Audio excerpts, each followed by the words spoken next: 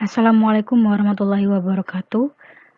Perkenalkan, nama saya Haifa Syada Adilah, NIM 19051204106 dari Teknik Informatika 2019B, Universitas Negeri Surabaya. Pada kesempatan kali ini, saya akan membahas tentang model infrastruktur jaringan. Yang pertama ada jaringan komputer. Apa sih jaringan komputer itu? Jaringan komputer adalah sebuah kumpulan komputer dan peralatan lainnya yang terhubung dalam satu kesatuan. Istilah jaringan komputer untuk mengartikan suatu himpunan interkoneksi sejumlah komputer yang autonomus atau berdiri sendiri. Jaringan komputer dapat dibagi menjadi dua bagian. Yang pertama ada jaringan terdistribusi dan yang kedua ada jaringan komputer terpusat. Yang pertama kita akan membahas jaringan terdistribusi terlebih dahulu. Jaringan terdistribusi adalah sistem yang terdiri atas sejumlah komputer yang tersebar pada berbagai lokasi yang dihubungkan dengan sarana telekomunikasi dengan masing-masing komputer yang mampu melakukan pemrosesan yang serupa secara mandiri. Tetapi bisa saling berinteraksi dalam pertukaran data. Jaringan komputer terdistribusi merupakan jenis jaringan komputer yang terdiri dari beberapa komputer induk. Komputer server ini berfungsi sebagai pusat layanan data dan program aplikasi yang disediakan untuk dapat diakses oleh komputer terminal. Jaringan komputer ini dapat dibentuk dari beberapa jaringan berbasis induk atau terpusat. Contoh penerapan dari jaringan terdistribusi. Dengan adanya sistem terdistribusi, maka kinerja setiap organisasi menjadi lebih efisien. Misalnya, seorang nasabah yang mengalami kehilangan kartu ATM. Dia tidak harus melaporkan kehilangan dan membuat ATM baru di kota di mana dia membuka rekening. Pembuatan ATM dapat dilakukan di bank manapun selama banknya itu masih sama dan terkoneksi jaringan. Nah, yang kedua ada jaringan komputer terpusat. Semua pemrosesan data dilakukan oleh komputer yang ditempatkan di dalam suatu lokasi yang ditujukan untuk melayani semua pemakai dalam organisasi. Banyak digunakan oleh perusahaan yang tidak memiliki cabang. Jaringan komputer terpusat terdiri atas komputer induk dan satu atau lebih komputer terminal. Komputer induk berfungsi untuk melayani kebutuhan komputer terminal. Komputer induk menyimpan banyak data dan program aplikasi untuk melakukan pengolahan data dan pemrosesan data. Komputer terminal biasanya berfungsi sebagai perantara untuk mengakses komputer induk. Penerapan jaringan komputer ini dapat Anda lihat pada kehidupan sehari-hari. Nah, contoh dari jaringan komputer terpusat dapat Anda lihat di kasir supermarket ataupun pusat perbelanjaan. Ketika melakukan transaksi pembayaran, sang kasir akan mengakses database barang yang terdapat di komputer induk. Jadi, hanya dengan memindai kode barang suatu produk, nama barang, harga, dan jumlah persediaan barangnya akan tampil. Semua data tersebut terdapat di dalam suatu database yang tersimpan di dalam komputer induk. Komputer yang digunakan oleh kasir berfungsi sebagai komputer terminal.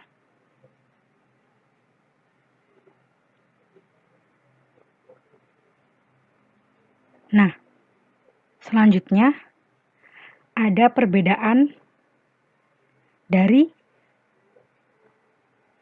jaringan terdistribusi dan jaringan komputer terpusat. Di sini ada 3 perbedaannya. Yang pertama, dalam jaringan komputer terpusat, kontrol atas jaringan dipegang oleh satu server pusat. Dalam jaringan terdistribusi, kekuasaan didistribusikan antara komputer pada suatu jaringan. Yang kedua, struktur terdistribusi sangat tahan dengan kegagalan hardware dan upaya hacking. Struktur terpusat rentan kegagalan hardware dan hacking. Dan yang ketiga, pada jaringan terpusat hanya seorang pusat yang memiliki kekuatan untuk membuat keputusan dan mengatur sistem. Sedangkan pada jaringan terdistribusi, kekuatan pengambilan keputusan didistribusikan secara merata di antara semua peserta. Yang kedua ada data center. Apa sih data center itu? Data center merupakan fasilitas yang terdiri dari jaringan komputer dan penyimpanan yang digunakan oleh bisnis atau organisasi lain untuk mengatur pemrosesan, penyimpan, dan menyebarluaskan data dalam jumlah yang besar. Yang ketiga, ada jenis-jenis jaringan komputer. Nah, di sini jenis-jenis jaringan komputer itu ada 4. Yang pertama ada PAN atau Personal Area Network. Jenis jaringan komputer PAN ini adalah hubungan antara 2 atau lebih sistem komputer yang berjarak tidak terlalu jauh. Biasanya, jenis jaringan yang satu ini hanya berjarak 4-6 meter saja. Jenis jaringan ini sangat sering kita gunakan. Contohnya, menghubungkan HP dengan komputer. Yang kedua ada LAN atau Local Area Network. LAN adalah suatu perangkat jaringan yang menghubungkan komputer satu dengan komputer yang lainnya dengan kabel dan router sebagai penyambung. LAN merupakan jaringan yang hanya mencakup wilayah kecil, misalnya warnet, kantor, atau sekolah. Umumnya jaringan LAN ini luas areanya tidak jauh dari 1 km. Yang ketiga ada MAN atau disebut juga dengan Metropolitan Area Network. MAN merupakan jaringan yang mencakup suatu kota dengan dibekali kecepatan transfer data yang sangat tinggi. Jangkauan dari jaringan MAN kisaran 10-50 km. MAN ini merupakan jaringan yang tepat untuk membangun jaringan antar kantor-kantor dalam satu kota, antara pabrik atau instansi dan kantor pusat yang berbeda dalam jangkauannya. Yang keempat ada WAN atau Wide Area Network. WAN merupakan jaringan komputer yang mencakup area yang besar. Sebagai contoh yaitu jaringan komputer antar wilayah, kota atau negara. Atau dapat juga didefinisikan sebagai jaringan. WAN digunakan untuk menghubungkan jaringan lokal yang satu dengan yang lainnya, sehingga pengguna komputer di lokasi yang berbeda dapat berkomunikasi dengan pengguna dan komputer di lokasi yang lain. Yang keempat ada topologi jaringan. Nah, topologi jaringan ini ada 4. Yang pertama ada topologi star atau topologi bintang. Topologi star merupakan bentuk jaringan yang semua node terhubung dengan titik percabangan.